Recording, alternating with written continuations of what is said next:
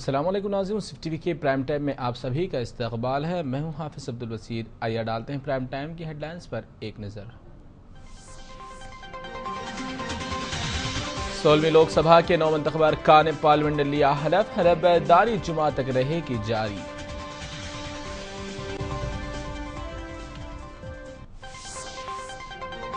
पाकिस्तानी वज़ीर आज़म का एक और खैर सगाली इक़दाम। नरेंद्र मोदी के वालिदा को भेजा गया साड़ी का तोहफा।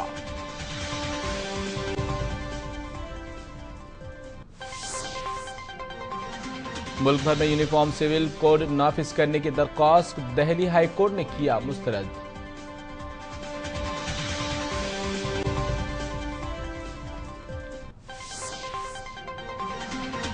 और एलके अडवाणी को एक और झटका, यहाँ पार्लियामेंट में कमरे से महरूम।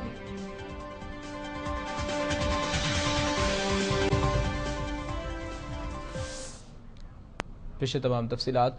16वीं लोकसभा के 9 मुंतखब अरकान पार्लियामेंट आज हलफ ले लिया है। अरकान पार्लियामेंट को हलफ प्रोटेम स्पीकर कमलनाथ ने दिलाया। वजीर आजम नरेंद्र मोदी, कांग्रेस सदस्य सोनिया गांधी और लाल कृष्ण अडवाणी हलफ ले चुके हैं। सोनिया गांधी ने आज हिंदी में हलफ लिया। काबीना वजीर और फिर ममलिकती वज़रा के हलफ लेने के बाद रियासतों के नामों के हुर्फ तहज्जी के मुताबिक तमाम अरकान पार्लियामेंट को हलफ दिलाया जाया है। स्पीकर का इंतखाब की सरगर्मियां जारी हैं। इस ओहदे के लिए बीजेपी के इंदौर की एमपी सुमित्रा महाजन का नाम तय माना जा रहा है। स्पीकर के ओहदे के लिए सुमित्रा महाजन के इंतखाब पर वेंकैया नायडू ने कहा है कि इन्होंने तमाम पार्टियों से सुमित्रा महाजन की उम्मीदवारी के बारे में बात की है और तमाम ने इत्तेफाक किया है। नए अरकान पार्लियामेंट को आज देर रात तक हलफ दिलाया जाएगा, जिसका सिलसिला जुमा तक जारी रहेगा। के प्रति निर्वाचित हुई हूँ, सत्यनिष्ठा से प्रतिज्ञा करती हूँ कि मैं विधि द्वारा स्थापित भारत के संविधान के प्रति सच्ची श्रद्धा और निष्ठा रखूंगी। मैं भारत की प्रभुता और अखंडता। श्री बीरेन्द्र सिंह एनटी। पाकिस्तानी वज़ीर आज़म नवाज शरीफ ने एक और खैर सगाल इक़दाम करते हुए हिंदुस्तानी वज़ीर आज़म नरेंद्र मोदी की वालिदा को बतौर तोहफा एक साड़ी भेजी है, जिस पर अपने रद्द-ए-अमल जाहिर करते हुए हिंदुस्तानी वज़ीर आज़म नरेंद्र मोदी ने नवाज शरीफ का शुक्रिया अदा किया और इनकी जानिब से भेजी गई सफ़ेद साड़ी को मोदी ने अपनी वालिदा के पास भेज दी है।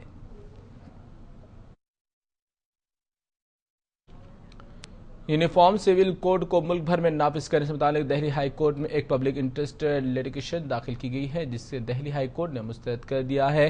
दरख्वास्त गुजार ने सुप्रीम कोर्ट के मशवरे के मुताबिक मुल्क भर में अंदरून मुकर्ररा वक्त यूनिफॉर्म सिविल कोड नाफिज करने की दरख्वास्त की थी। दिल्ली हाई कोर्ट ने चीफ जस्टिस रोहनी और एंड लॉ पर मुश्तमिल बेंच ने इस दरख्वास्त को मुस्तरद करते हुए कहा कि अदलिया को इख्तियार नहीं कि वो आमिला को अहकाम जारी कर सके। वज़ीर आज़म के ओहदे के लिए नजरअंदाज किए जाने वाले बीजेपी के सीनियर कायद एलके अडवाणी को एक और झटका लगा है। नरेंद्र मोदी की वज़ीर आज़म बनने के कुछ ही दिन बाद आज एलके अडवाणी को एनटीए वर्किंग चेयरमैन का कमरा भी खाली कर देना पड़ा, जबकि जो गुज़िश्ता 10 सालों से एलके अडवाणी इस कमरे का इस्तेमाल करते आ रहे हैं। एलके अडवाणी के साथ किए गए इस इक़दाम से वाज़ेह हो गया है कि मुस्तक़बिल में अडवाणी का रोल गैर अहम हो जाएगा।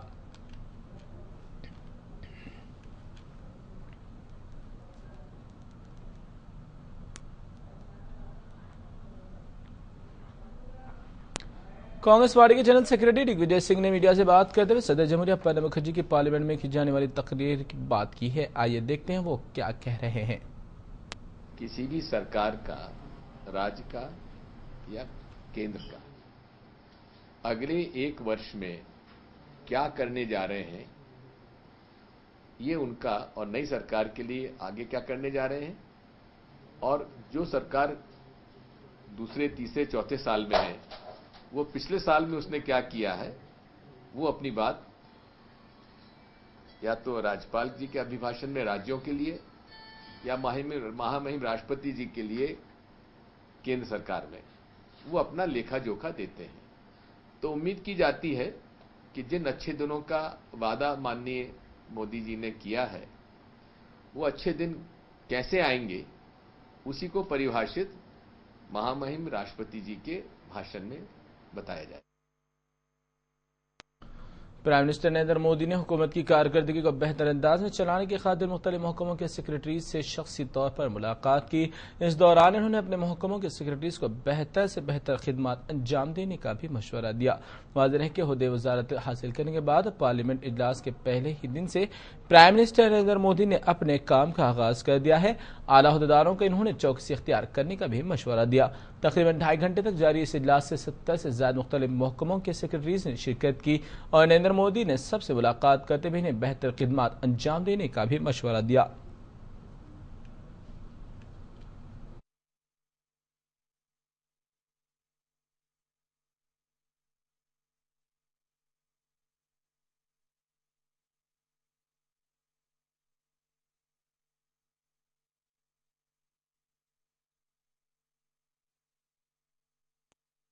मरकज़ी वज़ीर फाइनेंस अरुण जेटली सरकर्दा सनअती इदारों के जिम्मेदारों से बजट से कबल मुलाकात करते हुए उनकी राय हासिल करेंगे। सनअती इदारे नई हुकूमत से उम्मीद करते हैं कि वो इनके मैन्युफैक्चरिंग को फ़रोग़ देने में मदद करेंगे, जबकि गुज़िश्ता 2 सालों में इसकी रफ्तार में कमी आ गई थी।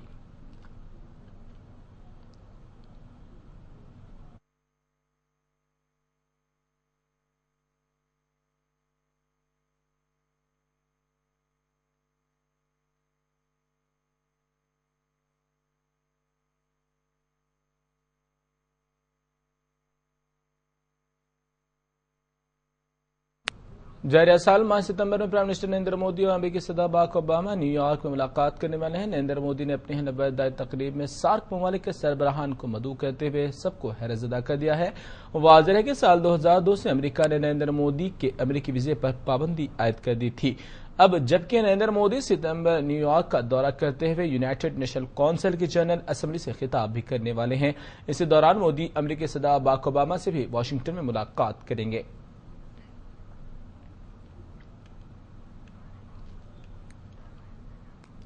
आनजहां ने मरकजी वजीर दही तरक्की गोपीनाथ मुंडे की कार हादसे में हलाकत के बाद मुख्तलिफ गोशों से सीबीआई तहकीकात का मुतालबा किया जा रहा है। इस सिलसिले में रद्द-ए-अमल जाहिर करते हुए मरकजी वजीर बराए ट्रांसपोर्ट नितिन गडकरी ने कहा कि इन्होंने वजीर आजम नरेंद्र मोदी और मुंडे के अरकान खानदान से तबादला ख्याल किया है। गडकरी ने मजीद कहा कि सीबीआई तहकीकात से मुताल्लिक कतई फैसला वजीर आजम नरेंद्र मोदी करेंगे।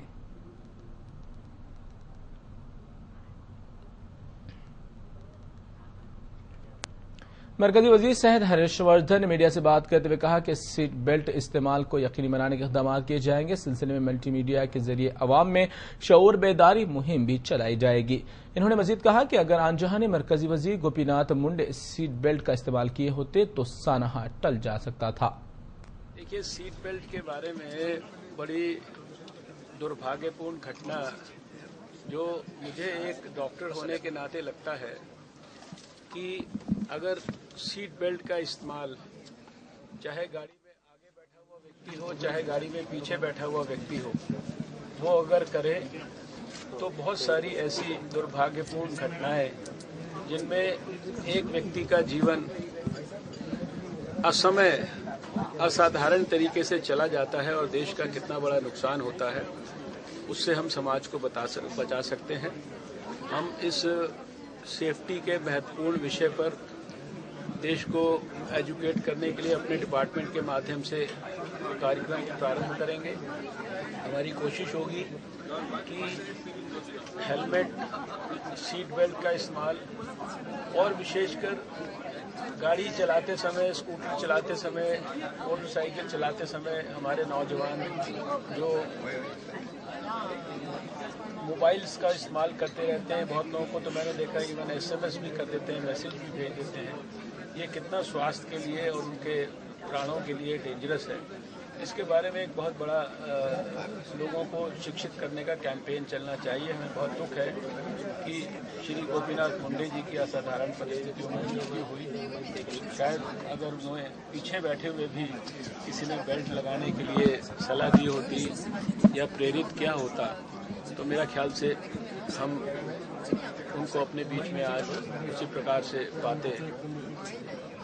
जहाँ तक आज विश्व पर्यावरण दिवस के अवसर पर हमने अपने स्वास्थ्य विभाग की तरफ से सारे देश को ये संदेश देने की कोशिश की है कि पर्यावरण के कारण बहुत सारी ऐसी बीमारियां हैं जिनका स्वास्थ्य के ऊपर दुष्प्रभाव पड़ता है, व्यक्ति के ऊपर दुष्प्रभाव पड़ता है, और अगर पर्यावरण के साथ जुड़े हुए स्वास्थ्य के विषयों पर सारे समाज का ध्यान आकर्षित करने का प्रयास किया जाए तो दुनिया का कम से कम 24% जो डिजीज बर्डन है वो एनवायरमेंटल हेल्थ हैजर्ड के कारण है। बच्चों में तो ये 30% हो जाता है। हम हमारे जो ऑल इंडिया इंस्टीट्यूट जैसे संस्थान है इनको हम कहेंगे कि इसको ग्रीन एम्स की तरह डेवलप करें। सारे देश के अंदर कोई अगर क्लाइमेट चेंज से जुड़ा हुआ, ग्लोबल वार्मिंग से जुड़ा हुआ, वेस्ट डिस्पोजल से जुड़ा हुआ, या वाटर कंजर्वेशन से जुड़ा हुआ, वाटर की रिसाइकलिंग से जुड़ा हुआ इस तरह के विषय हैं, या कोई एनेस्थेटिक गैसेज हैं, नाइट्रस ऑक्साइड वगैरह है, इनको सबको जो है किस प्रकार से साइंटिफिक ढंग से जो है डिस्पोज ऑफ करना है इनके रेजिडुअल गैसेज को, इसके लिए एक आदर्श संस्थान के रूप में हमारे अस्पताल विकसित हो, दूसरे समाज के इंस्टीट्यूशंस को प्रेरणा देने के लिए, और एनवायरमेंटल हेल्थ एक बड़ा सोशल मूवमेंट बने, इसके लिए हमारे विभाग ने पहल की है। हम सरकार के सभी विभागों के साथ मिलकर जहां जहां हेल्थ को इम्प्रूव करने के लिए उनकी सहायता की आवश्यकता है, चाहे देश के अंदर जो टॉयलेट्स का निर्माण का विषय हो, चाहे देश को पोर्टेबल वाटर देने का विषय हो, चाहे एयर पोल्यूशन को। महाराष्ट्र में असम्बली इंतखाबात से कबल आम आदमी पार्टी के एक अहम कायद अंजलि दामानिया ने पार्टी को खैराबाद कह दिया है। अंजलि दामानिया के इस्तीफा पर तबसरा करते हुए आम आदमी पार्टी कायद मुनीक गांधी ने उम्मीद जाहिर की है कि अंजलि अपना इस्तीफा वापस ले लेंगे। और प्रीति मेनन ने अपनी पोजीशन से राजीनामा दिया था। मुझे लग रहा है कि जो हमारा एक्सपेक्टेशन था उस एक्सपेक्टेशन से कम वोट आने के बाद लोगों के अंदर, कार्यकर्ता के अंदर भी, क्योंकि ये नए लोग हैं, उनको पता नहीं पॉलिटिक्स के अंदर बहुत लंबी लड़ाई होती है, तो थोड़ा सा मुझे लगता है कहीं ना कहीं कोई विचलित हो गया था, कोई कुछ कह रहा था, तो ये सारी नेगेटिविटी थोड़ी हो गई थी। तो ये नेगेटिविटी से परेशान होकर कल अंजलि ने कहा कि ये मुझे पॉजिटिव लड़ाई लड़नी है गडकरी के सामने, भ्रष्टाचारियों के सामने, लेकिन हमारे इंटरनली छोटे कोई बड़ा इश्यू कोई नहीं है, लेकिन माइनर इश्यूज बहुत इरिटेट करते हैं। इसलिए कल वो बहुत फ्रस्ट्रेट होकर उसने कहा कि मुझे छोड़ देना है, यानी आप रिकॉन्स्टिट्यूट करिए पूरी पार्टी को, कल आप नेशनल एग्जीक्यूटिव में जा रहे हो, इसको एक नया बनाइए, उसमें लोगों को जोड़ना है। मेधा पाटकर है, मीरा सनियाल है, वामन राव चतप है, ऐसे बहुत सारे नए लोग जो महाराष्ट्र में आए हैं, उनसे लेके आप रिकॉन्स्टिट्यूट करें। लेकिन आज हमने उनसे बात की, उसको कहा कि आप ऑर्गेनाइजेशनल ये सारे प्रॉब्लम और टीम के लिए दे दीजिए, आप इस लड़ाई में आगे जुड़िए। इतने भ्रष्टाचार, इतने क्रिमिनल्स हैं इस देश में, आप नहीं लड़ोगे तो कौन लड़ेगा। तो ये बात हमने कही, उनको भी ये बात ठीक लगी। फिर भी उन्होंने कहा आज वो सारे वॉलंटियर से बात करना चाहती है, तो शाम को एक मीटिंग रख के सारे वॉलंटियर्स आएंगे और उनसे वो बात करके हमें उम्मीद है कि वो कल हमारे साथ नेशनल एग्जीक्यूटिव में भी आएगी और अपना राजीनामा। समाजवादी पार्टी कायद मोहसिन खान ने मीडिया से बात करते हुए रियासत में बरकी कटौती पर मरकज को जिम्मेदार ठहराया है। इन्होंने कहा कि मरकज में बीजेपी हुकूमत ने रियासत को दी जाने वाली बरकी में 1000 मेगावाट बिजली की कटौती कर दी है ताकि रियासती हुकूमत बदनाम हो। की एक समस्या है और बीजेपी की सरकार बनते ही 1000 मेगावाट बिजली की कटौती जो केंद्र को मिलती थी उसे कर दिया है ताकि सरकार बदनाम हो, हाहाकार मचे। ये रणनीति है केंद्र की सरकार की। समाजवादी पार्टी सारे उपाय कर रही है ताकि हम लोगों को बिजली दे सके। लाइन ऑर्डर के ऊपर क्या कुछ कहना चाहेंगे? इतना बेतहाशा वृद्धि हो रही है क्राइम में। देखिए, देश बहुत बड़ा है, हर प्रदेश में क्या हो रहा है आप लोग नहीं दिखला रहे हैं। उत्तर प्रदेश बहुत तमाम प्रदेश से बड़ा है। ऐसे में कुछ फितरी बातें हैं, नेचुरल बातें हैं, कुछ घटनाएं होती रहती हैं। सरकार बड़ी मजबूती से कानून के तहत कार्रवाई कर रही है। आपने देखा है जो भी घटना हुई है, जो भी दोषी रहे हो, चाहे अधिकारी रहे हो, उनके खिलाफ कार्रवाई हुई है। बिजली कांग्रेस पार्टी के जनरल सेक्रेटरी दिग्विजय सिंह ने मीडिया पर बरहमी जाहिर करते हुए कहा कि निर्भय वाक़े इस वक्त के वजीर आजम मनमोहन सिंह को निशाना बनाने वाली मीडिया आखिर यूपी में पेश आ रही है। वारदातों पर वजीर आजम नरेंद्र मोदी से सवाल क्यों नहीं कर रही है। इन्होंने कहा कि मीडिया गैर जानिबदारी का मुजाहरा करते हुए नरेंद्र मोदी से भी सवाल करे।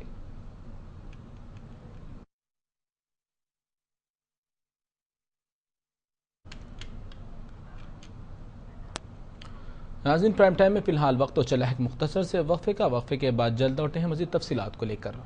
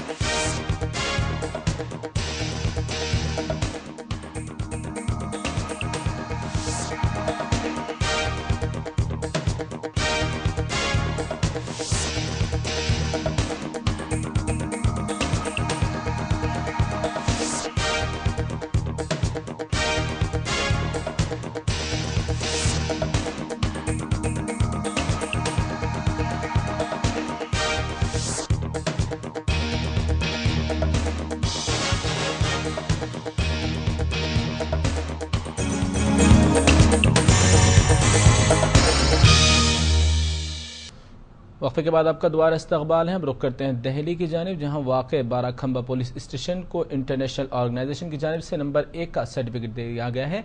आइए देखते हैं उसकी तफसीलात। जिस तरह दिल्ली पुलिस अपनी जांच टेक्नोलॉजी और पब्लिक हियरिंग में मुल्क में सबसे आगे है, उसी तरह दिल्ली के बाराखंबा पुलिस स्टेशन को पूरे भारत में ही नहीं बल्कि पूरे एशिया में नंबर 1 के खिताब से नवाजा गया है। और बेहतरी का ये सर्टिफिकेट दिल्ली पुलिस ने नहीं बल्कि एक इंटरनेशनल एजेंसी ने दिया है। और इस वक्त हम मौजूद है दिल्ली के बाराखंबा पुलिस स्टेशन पर। आइए जानते हैं ऐसी क्या खूबियां हैं जिनकी बुनियाद पर बाराखंबा पुलिस स्टेशन को नंबर 1 का खिताब दिया गया है।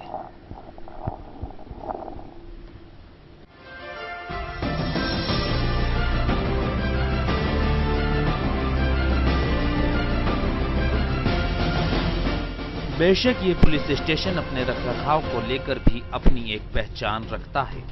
मुंसिफ न्यूज से बात करते हुए बाराखंबा पुलिस स्टेशन के एसएचओ जनाब स्वदेश प्रकाश का खुशी जताते हुए कुछ यूं कहना था। तो ऐसी कौन सी बातें हैं जिन बुनियाद पर आपके पुलिस स्टेशन को यानी बाराखंबा पुलिस स्टेशन को नंबर 1 की पोजीशन पर रखा गया? बेसिकली कंप्लेनेंट्स की सुनवाई और उनकी कंप्लेंट पर तुरंत कार्रवाई, पुलिस स्टेशन का माहौल और हर अपराध पर पुलिस की पैनी निगाह, ये वो मापदंड हैं जिनके ऊपर इस थाने को एशिया का सर्वश्रेष्ठ थाना घोषित किया गया है। इसके अलावा सीनियर सिटीजन से regular interaction, RWA resident welfare association, neighbourhood watch scheme, महिलाओं के सुरक्षा के प्रति पूर्णता समर्पण, नॉर्थ ईस्ट ओरिजिन के जितने भी लोग हैं उनकी शिकायतों पे तुरंत कार्रवाई, ये हमारे कुछ मुख्य कार्य रहे हैं जिनका सभी मापदंडों पर जिनको स्वीकार किया गया और सराहा गया है।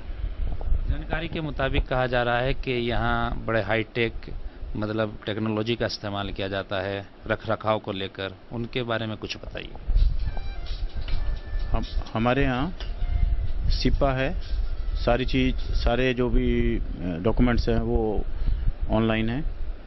कुछ हेल्पलाइन नंबर्स हैं डायरेक्टली जिनके बारे में हम लोग अपने आगंतुकों को, विजिटर्स को बताते हैं, जो सीधे उनको संपर्क करके, जैसे महिला हेल्पलाइन है अलग, सीनियर सिटीजन हेल्पलाइन है, मिसिंग पर्सन्स हेल्पलाइन है, नॉर्थ ईस्ट पर्सन्स के लिए हेल्पलाइन है। वो लोग अपने घर से बैठे बैठे सीधे उन नंबरों पर संपर्क करके मदद हासिल कर सकते हैं। उसके अलावा अभी रिसेंटली कुछ ट्रैफिक से जुड़ी हुई एप्लीकेशंस हैं जो सीपी साहब ने इनॉग्रेट की थी, और कुछ अपने घर बैठे बैठे मेल के थ्रू, ईमेल के थ्रू आप किसी भी वस्तु के खोने पर आप उसकी FIR घर पे बैठे हासिल कर सकते हैं। उसके लिए आपको किसी थाने में जाने की ज़रूरत नहीं है। इन सभी का पूर्णतः प्रचार किया गया है। जो भी हमारे थाने में आता है हम उसको इन तमाम उपलब्ध सुविधाओं के बारे में जानकारी देते हैं। और महिला हेल्प डेस्क पर बैठी हुई महिलाएं, महिला पुलिस उनके घरों पर फ़ोन करके, सारे सीनियर सिटीजन्स के घरों पर फ़ोन करके उनके बारे में, उनके स्वास्थ्य के बारे में, उनकी सुरक्षा के बारे में जानकारी हासिल करते हैं। ये सारी चीज़ें इस बारे में और जगहों से बेहतर है हमारे यहाँ। वाज़ेह है कि एक इंटरनेशनल गैर सरकारी तंजीम अल्टाज ग्लोबल की जानिब से मुनक्किद global police station visitor week में दिल्ली पुलिस भी शामिल हुई थी। आपको बता दें कि अल्टाज ग्लोबल अलायंस पूरी दुनिया के 22 ममालिक के 1340 पुलिस स्टेशनों का एक ग्रुप है, जिसका मकसद अवाम और पुलिस के बीच बेहतर तालमेल बनाकर अवाम को सहूलियत फराहम कराना है। मुंसिफ न्यूज के लिए दिल्ली से रईस सेदी। तेलंगाना रियासत की बीजेपी के सदर किशन रेड्डी ने वज़ीर आज़म नरेंद्र मोदी और मरकजी वज़ीरा से मुलाकात की है। ये देखते हैं उसकी तफसीलात। हमारे साथ बातचीत करने के लिए किशन रेड्डी जी। किशन जी, जिस तरीके से आज मुलाकात हुई है पीएम से और जो मिनिस्टर्स से हुई है, किन किन मुद्दों पर हुई है और क्या क्या बातें हुई है? आज मैं अलग अलग केंद्र मंत्रियों से मिला हूं। वैसा ही बीजेपी के राष्ट्रीय अध्यक्ष राजनाथ सिंह जी से, वो खुद होम मिनिस्टर है। उसके बाद प्रधानमंत्री नरेंद्र मोदी जी से मिला हूं, सुषमा स्वराज जी, वेंकैया नायडू जी, उसके साथ साथ नितिन गडकरी जी, ऐसे प्रमुख लोगों से मिला हूं। सबसे पहला प्रधानमंत्री जी को इन डिटेल एक रिपोर्ट दिया हूं, तेलंगाना को क्या क्या चाहिए, तेलंगाना कितना संघर्ष करके नया तेलंगाना लाए हैं, किसके लिए तेलंगाना के जनता संघर्ष किए।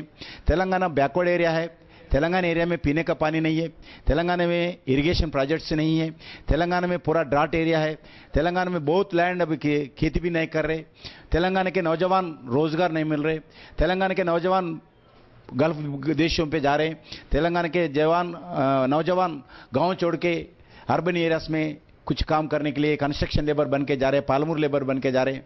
इसके लिए आप तेलंगाना के लिए सोचना चाहिए। तेलंगाना जनता सिर्फ तेलंगाना अलग प्रांत के लिए न ले, तेलंगाना अलग प्रांत होना चाहिए, अलग प्रांत के साथ साथ तेलंगाना डेवलपमेंट होना चाहिए, ओवरऑल डेवलपमेंट होना चाहिए। उसके लिए केंद्र सरकार का सहयोग हमारे को चाहिए, ऐसा ये हम बताएं। डेवलपमेंट जो हर एरिया से होना चाहिए, एयरपोर्ट से लेकर, रोड से लेकर, पावर से लेकर, लेकिन अभी जो इरिगेशन प्रोजेक्ट को लेकर जो अटकलबाजी जो चल रही है, आपको क्या लगता है कि उससे तेलंगाना को कितना फायदा होगा और उसका सोल्यूशन क्या होना चाहिए? जो पोलवरम प्रोजेक्ट है, पोलवरम प्रोजेक्ट में जितना भी सबमर्जिंग होता है वो विलेजेस वो ट्रांसफर कर सकता है सीमांध्र को, मगर वो सबमर्जिंग नहीं होता है। वैसे लगभग 7 मंडल को भी वो सीमांध्र में दे रहे। हम पूरा ऑब्जेक्शन किया है। हम बताए पूरे ये प्रोजेक्ट सीमांध्र सरकार नहीं बनाएंगे, तेलंगाना सरकार नहीं बनाएंगे। ये पोलवरम प्रोजेक्ट बनाने वाला पूरा केंद्र सरकार है। Planning, execution, rehabilitation, finance total central government का है। इसके लिए पोलवरम जो 7 मंडल सीमांध्र से मर्ज करने के बिना ये पोलवरम का 7 जो मंडल्स है, 7 मंडल्स, वो सेंट्रल गवर्नमेंट लेना चाहिए। वो प्रोजेक्ट एग्जीक्यूशन करना चाहिए। एग्जीक्यूशन होने के बाद वो मंडल्स पूरा वापस तेलंगाना स्टेट में मर्ज करना चाहिए। यही हम रिक्वेस्ट किया है। ऐसा अलग अलग इश्यूज पर, जो पॉलिसीज के विषय पर हम केंद्र सरकार से आने वाले दिन में लगातार बात करेंगे। लगातार बात करके तेलंगाना को जितना हेल्प हो सकता है केंद्र सरकार से लाने के लिए भारतीय जनता पार्टी तेलंगाना यूनिट तैयार है। तो जिस तरीके से चंद्रबाबू नायडू ने सोनिया गांधी पर निशाना साधा है कि जिस तरीके से जब विभाजन हो रहा था उस समय सोनिया गांधी ने अच्छे कदम नहीं उठाए, उस पर आप क्या रिएक्शन देना चाहेंगे? सोनिया गांधी क्या कदम उठाया? तेलंगाना को पोलवरम के विषय पर ठीक तरीके से तेलंगाना का न्याय नहीं किया है। और चंद्रबाबू नायडू जो बोलते हैं उनका मर्जी, उनका पार्टी का स्टैंड वो बोल सकते हैं। हमारा दृष्टिकोण से तेलंगाना को सिर्फ तेलंगाना मिला है, मगर तेलंगाना कैसा डेवलपमेंट होना चाहिए, तेलंगाना को क्या क्या सेंट्रल गवर्नमेंट से स्कीम्स होना चाहिए, और अभी सीमांध्र को पूरे इन्वेस्टमेंट्स का पूरा एंकरेजमेंट दे रहे हैं, वैसा तेलंगाना में भी देना चाहिए। मैं सीमांध्र के साथ साथ सीमांध्र को जैसा डेवलपमेंट के लिए केंद्र सरकार हेल्प करता है, वही लेवल पे तेलंगाना को भी केंद्र सरकार से हमारे को डेवलपमेंट के लिए हेल्प मिलना चाहिए। यही हम रिक्वेस्ट किया है। बहुत बहुत शुक्रिया हमसे बातचीत करने के लिए। तो तेलंगाना को हर क्षेत्र में डेवलपमेंट की काफी जरूरत है, जिसे लेकर आज बीजेपी के प्रेसिडेंट किशन रेड्डी आज पीएम से और बाकी 5 कैबिनेट मिनिस्टर से मुलाकात की और आशा करते हैं कि उनकी मुलाकात से आगे रिजल्ट अच्छा ही होगा। मैं चाकृति सिंह, कैमरा पर्सन मनमोहन के साथ, मुंसिफ टीवी, दिल्ली।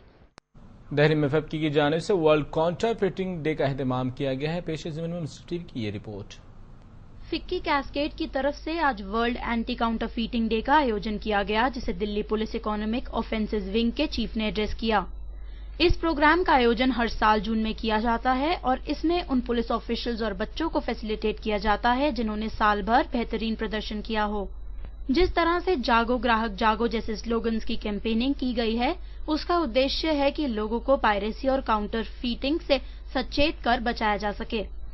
वहीं एक कस्टम ऑफिशियल ने बताया कि इस तरह के बहुत केसेस रहे हैं जहां नोकिया, सैमसंग के फोनों और बैटरीज के समेत सैनडिस्क के मेमोरी कार्ड्स को सीज किया गया है। वहीं पुलिस ऑफिशियल्स ने इसमें एक समस्या बताई कि सेशंस कोर्ट ने इसको एक बेलेबल ऑफेंस कर दिया है, जिसकी वजह से अब मुजरिमों में डर खत्म हो गया है। The World Anti-Counterfeiting Day, established in 1998 by the Global Anti-Counterfeiting Group, this day is held every year in June to raise awareness about the serious issue of counterfeiting and piracy. India is no exception, suffering significant economic, security, health, safety and environment consequences as a result of widespread counterfeiting, piracy and smuggling in the country. दूसरी तरफ यहां साल भर में अच्छे प्रदर्शन देने वाले कॉलेज और स्कूल के बच्चों के साथ साथ पुलिस ऑफिशियल्स को भी फैसिलिटेट किया गया। There are a lot of problems associated with this intellectual property right, counterfeiting and all. As far as police is concerned, we are very keen and we do act on the complaints that we receive in the economic offence wing. The problem with us is in the recent court order, the session court has made it a bailable offence. So the fear factor actually has gone out of the offence. इस तरह के programmes का आयोजन करते रहना चाहिए ताकि लोगों में जागरूकता फैले। मरकजी वजीर road and transport Nitin Gadkari आज रोड एंड सेफ्टी के अहदेदारों का इजलास मुनक्किद किया है। वाज़ेह है कि सड़क हादसात की रोकथाम से मुताल्लिक़ इजलास में अहम बातचीत की गई है। 2 दिन कबल मरकजी वजीर गोपीनाथ मुंडे सड़क हादसे में हलाक हो गए थे। इनकी हलाकत के बाद अब रोड एंड सेफ्टी की कारकर्दगी पर भी कई सवालात उठाए जा रहे हैं। नितिन गडकरी आज अहदेदारों के साथ एक जायजा इजलास मुनक्किद करते हुए हादसात की रोकथाम का मुख्तलिफ पहलुओं से जायजा लिया।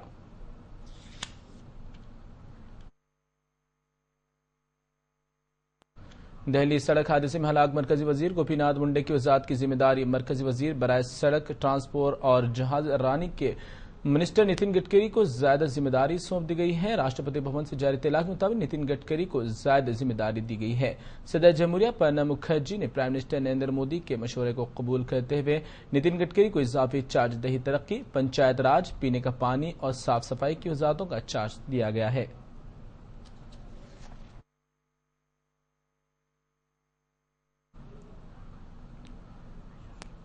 कांग्रेस पार्टी कायद तर्जुमान शोभा ओझा ने मीडिया से बात करते हुए उत्तर प्रदेश में जुराइम की बढ़ती हुई शरह पर चीफ मिनिस्टर उत्तर प्रदेश अखिलेश यादव के बयान की मजम्मत की है। यूपी हो चाहे मध्य प्रदेश हो, आंकड़े अगर दिखाए जाएं, आंकड़े देखे जाएं तो मध्य प्रदेश में कोई शक नहीं, पिछले कई सालों से मध्य प्रदेश रेप के मामले में नंबर 1 रहा है। पर इसका ये मतलब नहीं है कि मध्य प्रदेश में ज्यादा रेप हो रहे तो कहीं भी मुलायम सिंह जी या उनके सुपुत्र अखिलेश यादव जी इससे बच नहीं सकते हैं कि यूपी में भी रेप हो रहे हैं। पर और रेप को रोकने के लिए हम ये जस्टिफायर रेप नहीं कर सकते यूपी में ये कह के कि मध्य प्रदेश में सबसे ज्यादा रेप हो रहे हैं। हर राज्य को संवेदनशील होने की जरूरत है। केंद्र सरकार को, राज्य सरकारों को। इटली के वजीर ख़ारजा फेडरिका मोगेरिनी ने हिंदुस्तान के नौमंतखब वजीर ख़ारजा सुषमा स्वराज को मुबारकबाद दी। बजरिए फोन इन्होंने अपने मुबारकबादी पैगाम में इटली दौरे की भी सुषमा स्वराज को दावत दी है। वाज़ेह है कि साल 2002 में 2 इटालियन मेरियन ने हिंदुस्तानी साहिल पर फायरिंग करते हुए 2 हिंदुस्तानी मच्छरों को हलाक किया था। इस वाक़े के बाद हिंदुस्तान और इटली के दरमियान तनाज़ा चल रहा है। इटली ने सुषमा स्वराज को इटली दौरे की दावत दी है ताकि मसले का पुरअमन हल निकाल सके।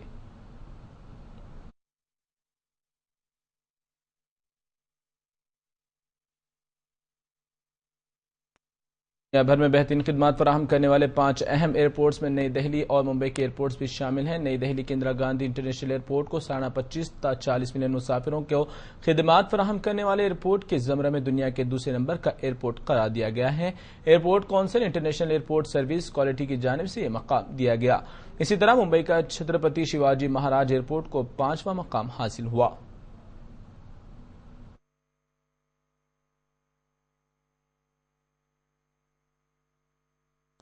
कांग्रेस पार्टी के तर्जुमान शोभा ओझा ने बीजेपी कायद बाबूलाल गौड़ के बयान की सख्त मजम्मत की है, जिसमें इन्होंने लड़कियों और खवातीन को हिफाजत खुद इख्तियारी के लिए जोड़ो कराटे सीखने का मशवरा दिया है। कि बहुत ही असंवेदनशील, बड़ा भद्दा सा वक्तव्य है बाबूलाल गौड़ जी का, जो इस तरह की बात कह रहे हैं। गृह मंत्री होते हुए शर्म आनी चाहिए उनको, और उनको उस वक्तव्य के बाद अपने पद पर रहने का कोई अधिकार ही नहीं है, क्योंकि जो गृह मंत्री ये कह दे कि 3 साल रेप के लिए महिलाओं को अपने आप को सुरक्षित करने के लिए जूडो कराटे सीखना चाहिए, तो आखिर बाबूलाल गौड़ जी से पूछे कि कौन 3 साल की बच्ची को 80 साल की महिला को रेप जूडो कराटे की ट्रेनिंग कौन देगा? क्या बाबूलाल जी गौड़ देंगे ट्रेनिंग या भारतीय जनता पार्टी ट्रेनिंग देगी? भारतीय जनता पार्टी रेप को, बलात्कार को एक राजनीतिक हथियार बना के इस्तेमाल करती है, जबकि उन प्रदेशों में जहां उनकी सरकारें हैं तमाम रेप हैं और रेप में नंबर 1 है वो सरकारें, पर वहां वो लोग चुप रहते हैं, वहां वो रेप के खिलाफ कोई बात नहीं करते हैं और वो दिल्ली आके शोर मचाते हैं, और दूसरे प्रदेशों में जहां रेप होते हैं वहां उसको एक हथियार की तरह यूज करके वहां मांग करते हैं कि सरकार को बर्खास्त किया जाए, जबकि उन प्रदेशों में जहां उनकी सरकारें सबसे ज्यादा रेप है, पहले वहां के मुख्यमंत्रियों को उनको बर्खास्त करना चाहिए और फिर इस तरह की मांग करनी चाहिए, या रेप विक्टिम्स के लिए न्याय की बात वो मध्य प्रदेश या राजस्थान में नहीं। नाज़रीन, अब यहां पर भी लेते एक मुख्तसर सा वक्फा, वक्फे के बाद जल्द लौटते हैं मज़ीद तफसीलात को लेकर।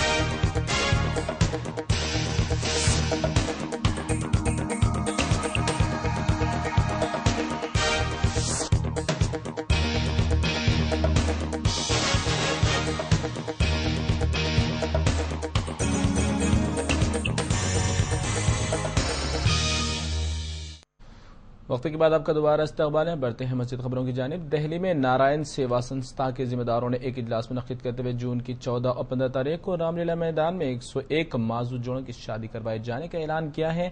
पेश है सिमन मिस्ट्री की ये रिपोर्ट। आज INS बिल्डिंग में नारायण सेवा संस्था के लोगों ने एक आयोजन कर इस बात की अनाउंसमेंट की है कि 14 और 15 जून को दिल्ली में 101 डिसेबल्ड कपल्स की शादी कराई जाएगी रामलीला मैदान में, जिसको विटनेस करने के लिए न सिर्फ भारतीय बल्कि बाहर से विदेशी उनके डोनर्स भी आएंगे। और साथ ही साथ उन्होंने ये भी बताया कि इस इवेंट के लिए उन्होंने कम से कम 101 बगियां बुक कराई हैं। उनका ये भी कहना है कि इस तरीके के इवेंट चाहे दिल्ली में पहली बार होने जा रहा हो, पर इन इवेंट्स को वो सालों साल से ऑर्गेनाइज कराते आ रहे हैं और जितने भी इस तरीके के डिसेबल्ड लोग होते हैं उनका वो ऑपरेशन कराते हैं, उनकी देखभाल करते हैं और उसके बाद उनकी शादियां कराई जाती हैं।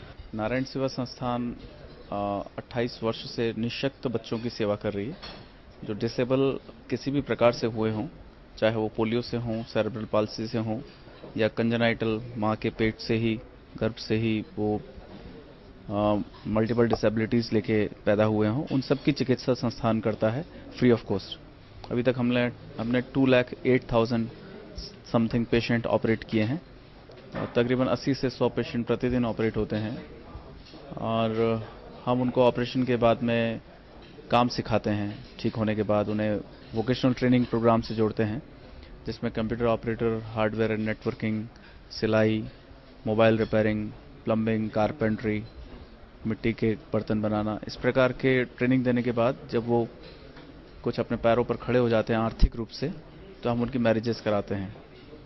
तो अभी 14 और 15 जून को रामलीला मैदान में 101 ऐसे कपल्स की मैरिज हो रही है जो या तो किसी न किसी प्रकार की डिसेबिलिटी से ग्रसित थे या बहुत पुअर हैं। इनका पाणी ग्रहण संस्कार होगा। इसमें मुस्लिम जोड़ा भी है, ईसाई जोड़ा भी है। उनके धर्म के हिसाब से उनकी शादी कराई जाएगी।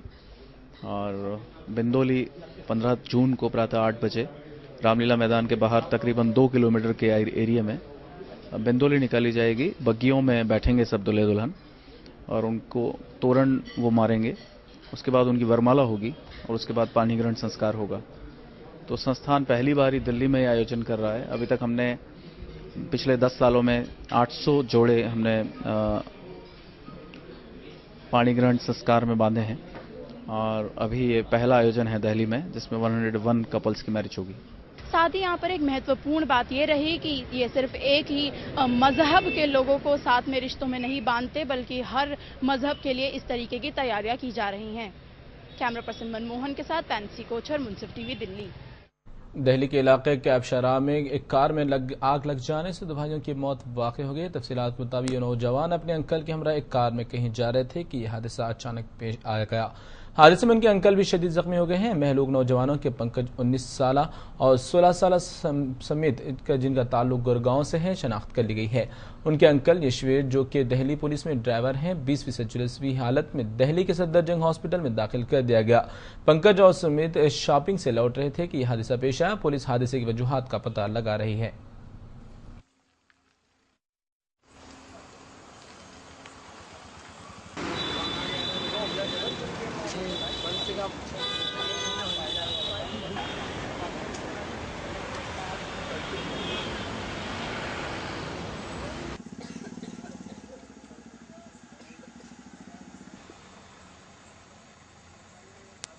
खत्म हो गया था। कुछ पता चल पाया ये लोग कहाँ के थे और कौन थे? ये चौवा गांव के हैं और यहीं पास में ट्रेवल्स का काम है शायद, आई थिंक, जो मेरे को पता लगा है अभी मैं पूछा है, तो चौवा गांव के हैं। आपके कोई बच्चे हैं? बच्चा है, एक तो बताया गया है कि शायद 16 साल का है और एक 19 साल का है। फादर हैं शायद, उसके फादर नहीं अंकल बताया गया है। मेरे को पहले लग रहा था कि इसका फादर, जैसे वो बोला था मेरे बच्चे। राजौरी गाड़े इलाके में 11 साल लड़की गुज़िश्ता शाम से पुरअसरार तौर पर लापता हो गई है। बताया गया है कि लड़की अपने घर के करीबी बाजार से दूध लाने के लिए निकली थी, तब से वो लापता है। विनिशा नामी ये लड़की दिल्ली के वसंतगंज इलाके के एक मशहूर स्कूल की तालिबा है। लड़की का बाप शशिकांत एक प्रॉपर्टी डीलर है और उसकी मां नौप्रीत को एक खानगी फार्म में काम करती है। शशिकांत ने लड़की के लापता होने के पीछे कोई दाती मुखासमत होने से इनकार किया है।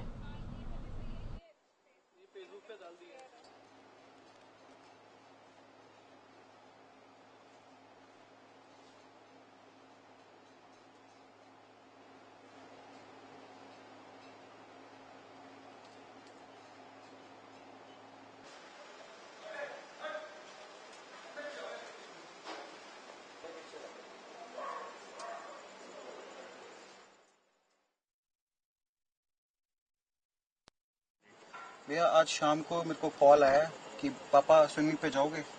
स्विमिंग पे मैं उनको लेके जाता हूँ 7:30 बजे के करीब। और मैंने कहा हाँ मैं घर पहुँच रहा हूँ और अभी हम आ रहे हैं और चल रहे हैं। और मैं 7 बजे के करीब यहाँ पहुँचा हूँ तो मम्मी का फ़ोन आया कि जाओ देखो आधा घंटा हो गया अभी तक दूध लेके नहीं आई। तो बस तब से ढूंढ रहे हैं, दूध लेके गए हैं तो तब भी वो वहाँ पर तो नहीं पहुँची नहीं वहाँ पर। इस गली से यहाँ तक, मतलब यहाँ तक पहुँची शायद, इसके आगे वो फुटेज में नहीं दिख रही वो, तो तब से वो मिसिंग है। अच्छा, जो अभी तक पुलिस का क्या मतलब अभी तक रोल है? पुलिस अभी तक तो बहुत कोऑपरेट कर रही है और जो उनसे हो पा रहा है वो कर रही है। क्या लगता है आपको कुछ ऐसा कुछ पर्सनल किसी से? मेरा कोई पर्सनली तो किसी से कोई नहीं है, तो अभी तो कुछ मेरे को समझ में नहीं आ रहा कि क्या। 25 मई को कम उम्री में माउंट एवरेस्ट की चढ़ाई करते हुए रिकॉर्ड कायम करने वाली पूर्णा अपने ट्रेनर और मददगार एस आनंद कुमार और पूरी टीम के साथ दिल्ली रवाना हुई, जहां पर इन्होंने चढ़ाई के दौरान हुई मुश्किलात को बयान किया। The training has started in September 2013 with the initiation of course, Dr. R.S. Praveen Kumar, IPS, who is the Secretary of AP Social Welfare Residential Schools, stating that children should be introduced to adventure sports where their confidence level and the risk tackling capacity can be increased. That is why they have been introduced to adventure sports. And we, running a rock climbing school at Bongir, were being requested to organize adventure course for them. After organizing 4 or 5 each of 30 batch adventure courses for them, we recognize that there are some special skills these kids have. There is something special in these children. So the same thing we have expressed to the management, Dr. R.S. Praveen Kumar sir, and the that time secretary. My goal was Mount Everest. It is a very dangerous climbing, very difficult trekking, very tough it is. But I took it as a challenge.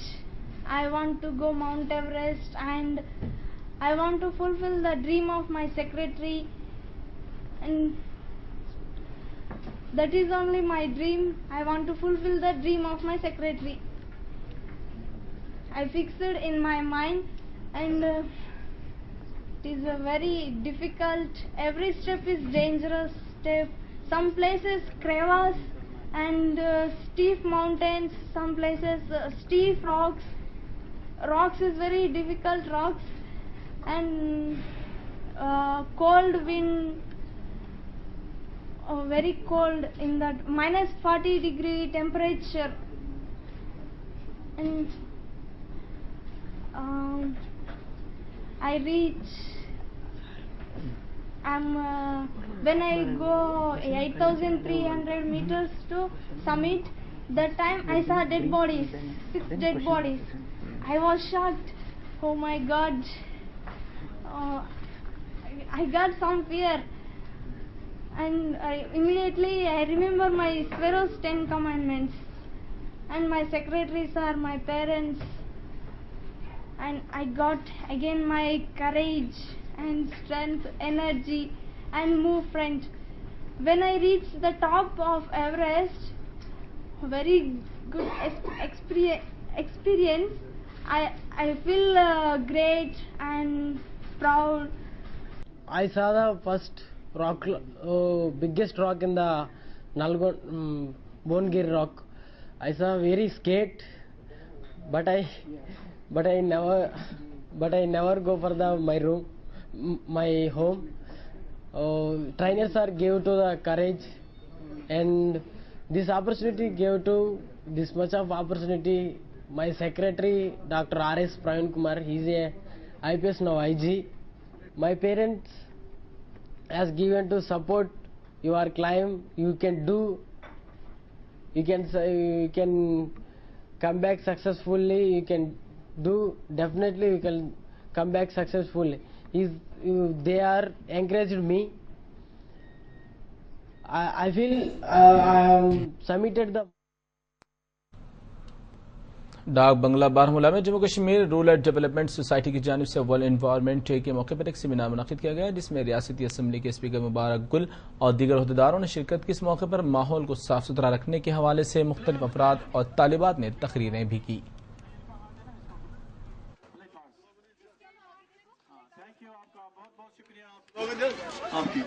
अपने माहौल को Undoubtedly, for the towns and cities, we clear large in society is no one else but the family. So we can start it at a very, very small level and take it at the house.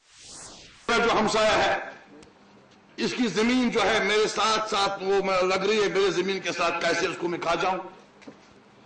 मेरे हमसाये का बच्चा अगर अच्छे school में जाता है, अच्छी तालीम हासिल करता है, कैसे मैं उसको रोकूं? हमें चाहिए पहले। डीआईजी साउथ विजय कुमार ने जनूबी कश्मीर अस्कर पसंदों के खिलाफ की गई कार्रवाई के बारे में मीडिया से बातचीत करते हुए तफसीलात से आगाह किया। जब हम 2 साल पुलिस ज्वाइन की थी साउथ कश्मीर में, तो मिलिटेंट का तादाद लगभग 45 था साउथ कश्मीर में, जो घट के लगभग 30 के पास आ गया है। तो नंबर तो कम हुआ है, बढ़ा नहीं है। हाँ, ये बात है कि इस साल करीब 7 से 10 नए लड़के ज्वाइन किए मिलिटेंसी, जिसमें अभी तक 10 में से 3 न्यूट्रलाइज हो चुके हैं, मारे गए इनकाउंटर पे। अभी भी 7 नए लड़के हैं। तो टोटल आपको जो ग्राफ है कि कई 29 से 32 है। आपको जैसे पता है कि 3 महीना पहले अनंतनाग टाउन में लाल चौक से एक सिपाही पर इंजर्ड करके फाइटर को मिलिटेंट ने घर से चला गया था। तो इस इंसिडेंट होने की संभावना तो बनी हुई, अभी भी खत्म नहीं हुआ। उसके लिए हम लोग पुलिस वाले को सेंसिटाइज किए हैं, उसको ब्रीफ किए हैं, SOP भी इशू किए कि क्या करना चाहिए, अकेले नहीं घूमना चाहिए, जब भी कहीं जाना हो तो पेयर में जाए, 2-3 लड़के ग्रुप में जाएंगे। तो प्रिवेंटिव मेजर ले रहे हैं हम लोग, लेकिन इस टाइप के होने की संभावना बनी हुई है अभी तक। जब रोड ओपन हो गया है तो हम लोग 6 मंथ के लिए यहाँ पर एक टेम्पोररी पुलिस पोस्ट शुरू करते हैं, ऑलरेडी शुरू हो गया है। तो पुलिस और आर्मी मिलके फ्रिस्किंग चेकिंग करते हैं हर एक व्हीकल का, तो पूरा उसमें प्रिवेंटिव मेजर ले रहे हैं। तो पीर पंचाल का क्या है, मतलब जो आर पार उसमें मिलिटेंट एक्टिविटीज हैं, तो उसको लेकर कुछ है आपके पास और नहीं, इनपुट्स वगैरह? इनपुट नहीं मिला हम लोग को, अभी कोई ऐसी एक्टिविटी नहीं नोटिस आया है। जो ज़्यादा मिलिटेंट एक्टिविटी है त्राल बॉल में है, पहाड़ी एरिया में, और कुछ पुलवामा और शोपियां डिस्ट्रिक्ट में, पीर पंचाल, कोकरनाग, इस एरिया में भी कोई ऐसा नहीं इन्फॉर्मेशन है। इसका दो पर्पस हो सकता है। एक तो लोगों में कन्फ्यूजन फैलाना कि ये आर्मी कहीं इंसिडेंट करता है, सरपंच को किलिंग करता है तो आर्मी इन्वॉल्व हो सकता है, सेफ्टी फोर्स। दूसरा है कि अगर कहीं एम्बुश में आर्मी या एसओजी एम्बुश लगाती है उसमें बचने के लिए, कि कहीं कन्फ्यूजन हो जाए आर्मी वाले को, पुलिस वाले को, ये अपना ही बंदा है, तो उसमें वो भाग निकलते हैं, बच जाते हैं। इसके लिए हम लोग कार्रवाई कर रहे हैं। हम लोग जैसे कि जो मिलिटेंट कम्बेटिव्स में हमको फोटो मिला है, आवाम में उसको बांट रहे हैं, अपने पुलिस वाले को भी दिखाएं, हर एक पुलिस पोस्ट, थाना, एसओजी कैंप, आर्मी कैंप में पोस्टर लगाए हैं उन मिलिटेंट का जो कि कम्बेटिव्स में देखे गए हैं। इलेक्शन खत्म हो गई है और अभी पुलिस और आर्मी, सीआरपी तीनों मिलके पूरा फोकस कर रही है एंटी मिलिटेंसी ऑपरेशन पर। और जैसा कि लास्ट वीक में अच्छा इनकाउंटर हुआ है यारीपुरा नौगांव में, 2 मिलिटेंट मारे गए हैं। इसी ढंग से हम लोग और अच्छे ऑपरेशन करेंगे, मिलिटेंट को न्यूट्रलाइज करेंगे, कुछ पकड़े जाएंगे, कुछ इनकाउंटर मारे जाएंगे। तो नेक्स्ट इलेक्शन से पहले हम लोग चाहेंगे कि यहाँ पर ग्राफ और नीचे आ जाए। तो कुछ है आपको खदशा कि आइंदा असेंबली इंतखाबात में कुछ अप्रहेंशंस है कि मिलिटेंट एक्टिविटीज या अमरनाथ यात्रा को लेकर कुछ एक्टिविटीज बढ़ सकती हैं? एप्रीहेंशन तो हर एक साल बना रहता है, क्योंकि मिलिटेंट है ही टेरराइज करने के लिए, एक्टिविटी करने के लिए, तो उसके लिए हम लोग प्रिवेंटिव मेजर ले रहे हैं और पूरा प्रयास कर रहे हैं कि ज़्यादा से ज़्यादा नंबर में मिलिटेंट को न्यूट्रलाइज कर लें। तो यात्रा के हवाले से कुछ बताएंगे? सिक्योरिटी के यात्रा के हवाले में बताऊंगे कि हम लोग सिक्योरिटी अरेंजमेंट करना शुरू कर दिए हैं। जनवरी में टेम्पोररी पुलिस पोस्ट लगा लिए और अभी ट्रैक क्लियर नहीं हुआ, जब ट्रैक क्लियर हो जाएगा, जब यहाँ से लोग जाना शुरू करेंगे तो फिस्किंग चेकिंग करके कोई सामान या किसी कोनी वोटर को भेजेंगे यहाँ से हम लोग। और उसके बाद आर्मी जो है वो भी हाई रीचेज पर कवर करना शुरू कर देगी। अभी चूंकि स्नो काफ़ी है इसलिए हम लोग ऊपर नहीं गए। प्राइम टाइम की तफसीलात का सिलसिला यहीं खत्म होता है और अख्ताम से कबल डालते हैं सुर्खियों पर एक और नजर। 16वीं लोकसभा के 9 दफा अरकान पार्लियामेंट ने लिया हलफ, हलफबरदारी जुमा तक रहेगी जारी।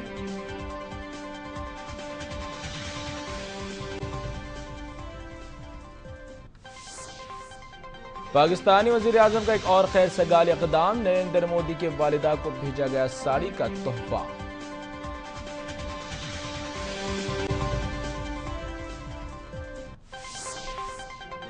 मुल्क भर में यूनिफॉर्म सिविल कोड नाफिज करने की दरख्वास्त को दिल्ली कोर्ट ने किया मुस्तरद।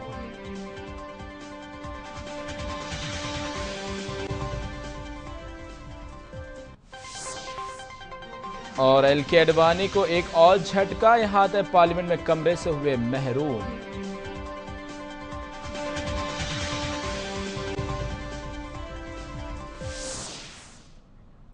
नाज़रीन, इसी के साथ मुंसिफ टीवी प्राइम टाइम का सिलसिला यहीं अख्ताम पजीर होता है। दीगर अपडेट्स के लिए आप देखते रहिए मुंसिफ टीवी। फिलहाल सारी टीम के साथ मुझे दीजिए इजाजत। अल्लाह हाफिज।